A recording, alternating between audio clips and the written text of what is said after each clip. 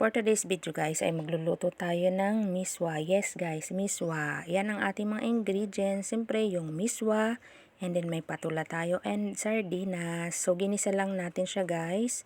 Siyempre sibuyas, bawang and tubig. Ayan na nga guys, kumukulo na siya. So linagay na natin yung ating miswa dyan. Siyempre nauna na yung patola. O diba?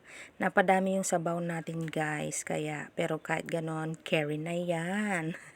O, diba? Madami yung sabaw natin. So, maya-malaya lang guys. Luto na yan. So, yummy yummy kahit madami ang sabaw.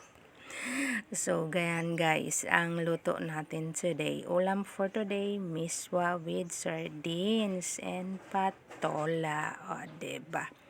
Yan ang tipid ulam for today's video guys. So, tikman na natin guys kung pwede na kasi luto na siya. O, diba? O, okay na yan. After few minutes, kakain na tayo. Thank you for watching. Bye!